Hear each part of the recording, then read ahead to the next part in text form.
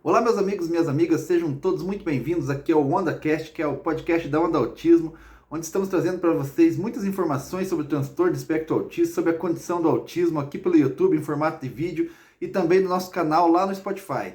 Então segue aqui, se inscreve no canal, tanto aqui no YouTube quanto lá no Spotify, para poder acompanhar todas as informações que a gente está trazendo para vocês.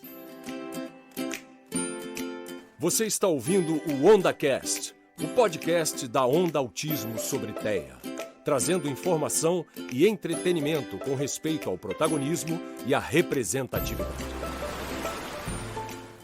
Nessa série de vídeos que eu estou trazendo aqui para vocês, nós podemos conhecer a história do autismo, aprendemos o que é o autismo, tanto no conceito médico quanto no conceito social, entendemos um pouco sobre o conceito de neurodiversidade e como tudo isso tem a ver com o conceito social de deficiência e do autismo.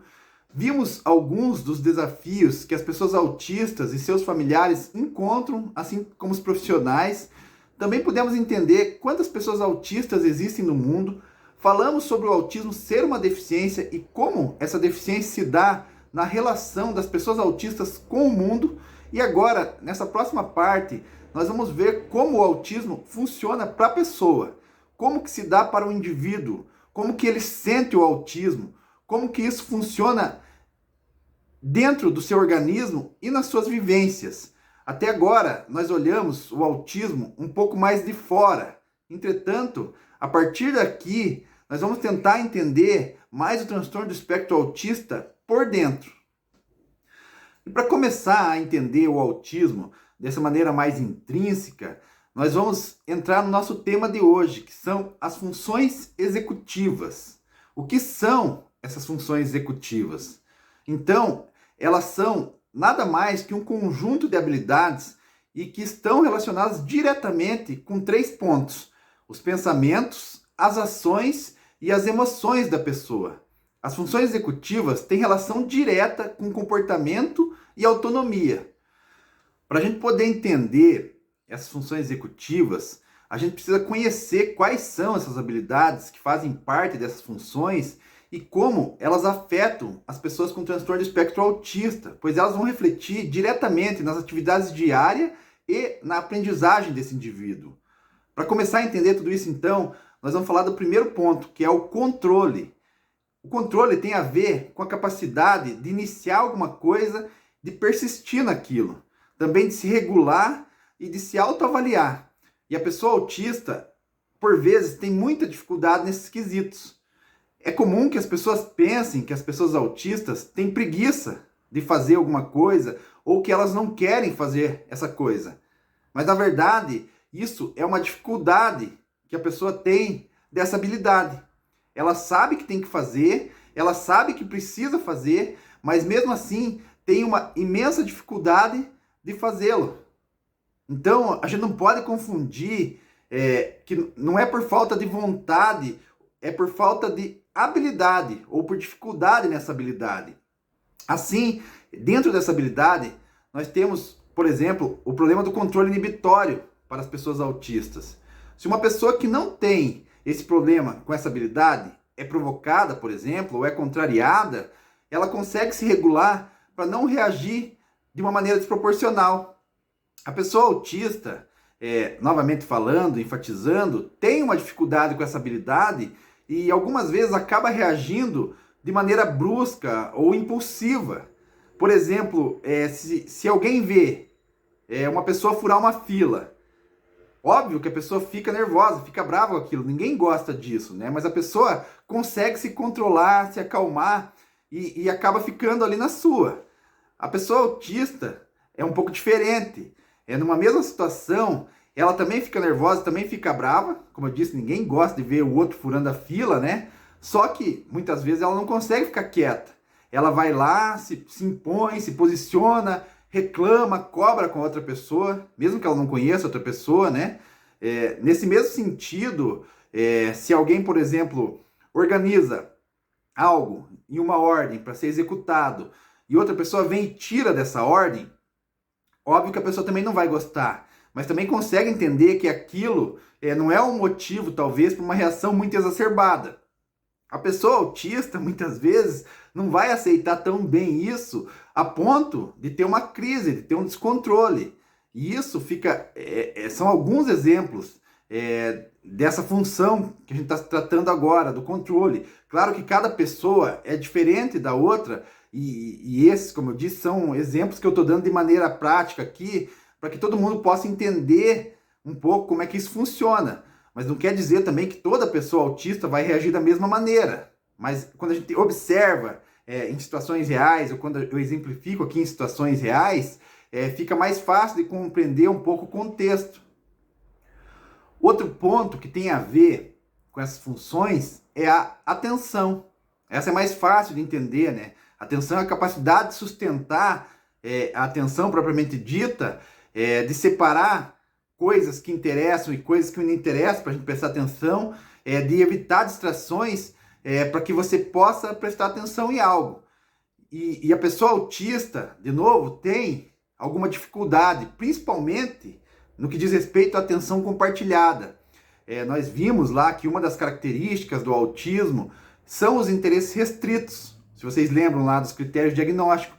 Então, a pessoa autista tem muita facilidade em se interessar por aquilo que está dentro desse interesse restrito. Tudo fora disso, a pessoa vai ter uma grande dificuldade de focar. Logo, se a pessoa não divide a atenção, ela também tem mais dificuldade de aprender e também de socializar. Aqui nós podemos entender um pouco como é que não é o autista não gosta de socializar, é que ele tem dificuldade nessa habilidade e por isso vai desencadear lá nessas questões da socialização. Outro ponto importante tem a ver com planejamento de tarefas. Percebam aqui que eu não estou falando de todas as funções executivas, né? Claro, vou falar das principais, e por isso estou enfatizando em algumas, que são bem importantes. Mas essa questão do planejamento de tarefas também é uma habilidade das funções executivas, né?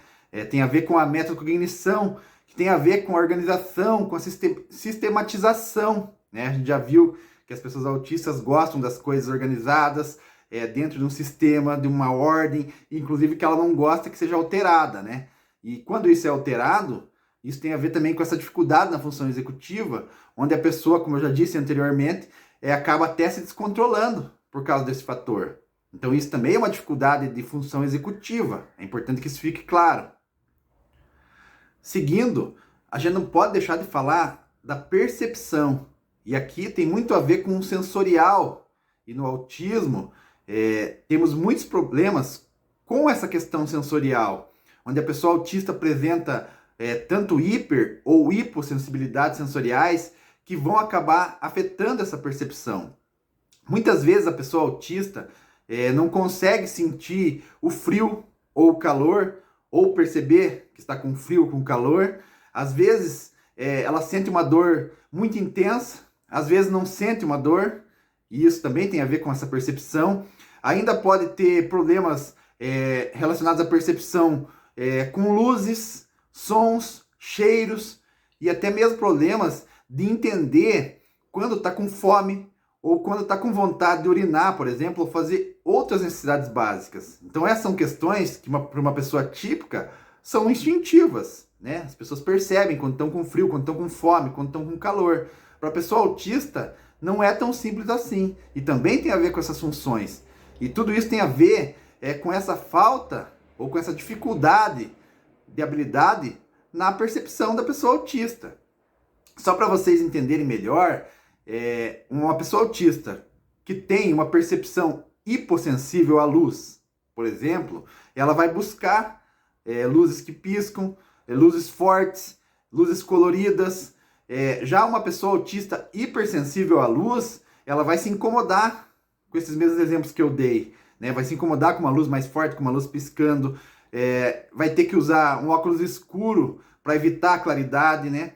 Se tiver a ver com o paladar, por exemplo, a pessoa autista com hipossensibilidade vai querer comer algo muito apimentado, ou vai comer algo muito temperado, muito apimentado, e não vai se incomodar, não vai perceber.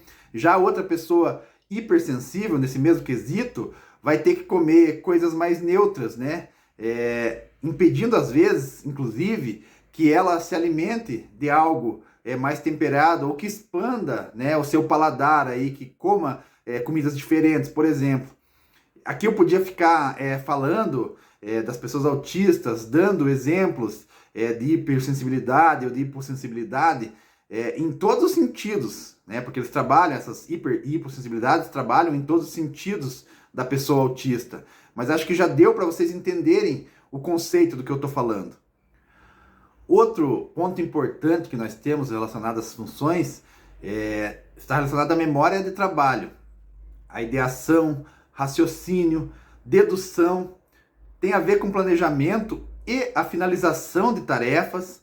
E aqui vocês vão ver que conversa um pouco lá com a questão do planejamento de tarefas, que nós já vimos lá que as pessoas autistas, por vezes, têm algum problema, né?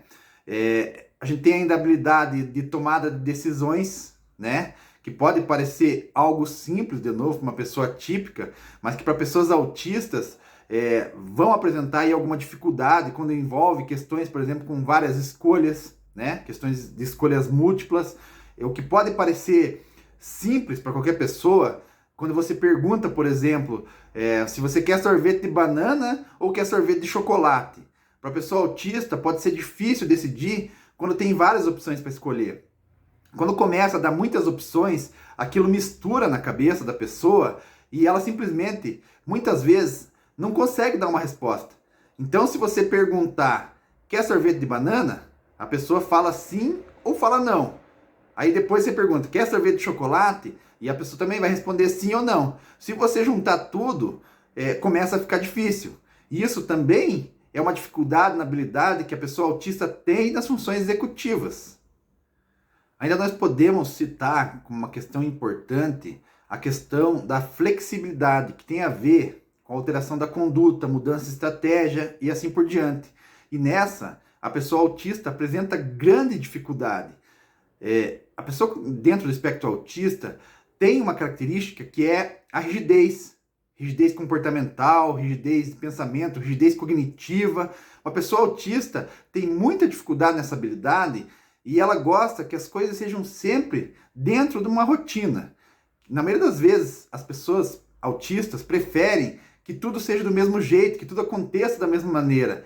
E quando isso muda, também pode desencadear uma desregulação, acabar ocasionando em uma crise.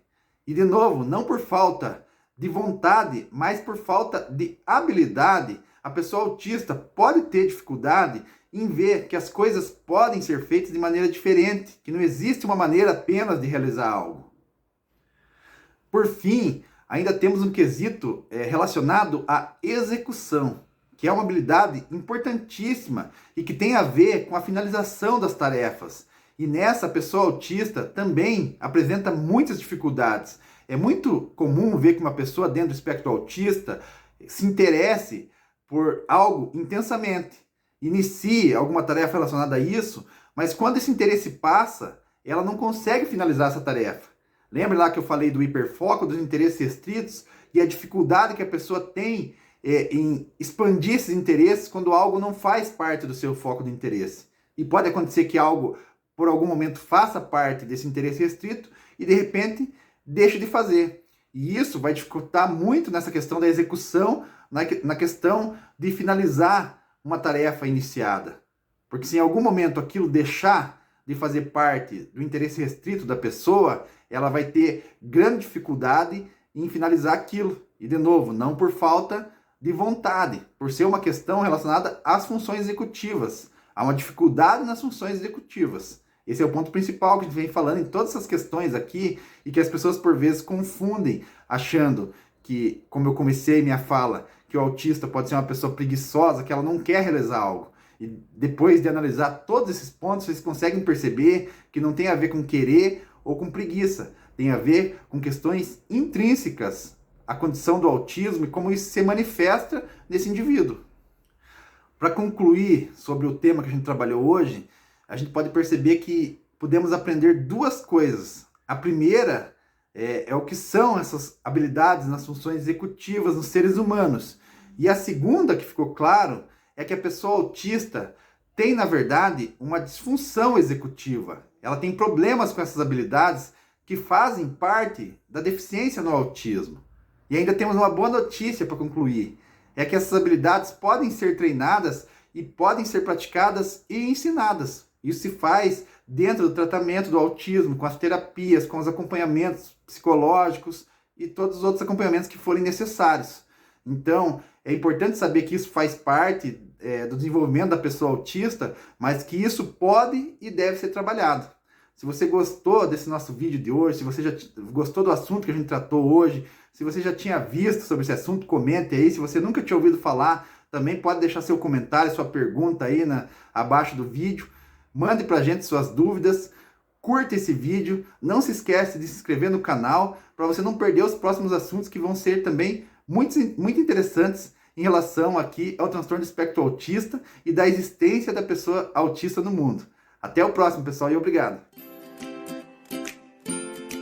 Você está ouvindo o OndaCast, o podcast da Onda Autismo sobre TEA, trazendo informação e entretenimento com respeito ao protagonismo e à representatividade.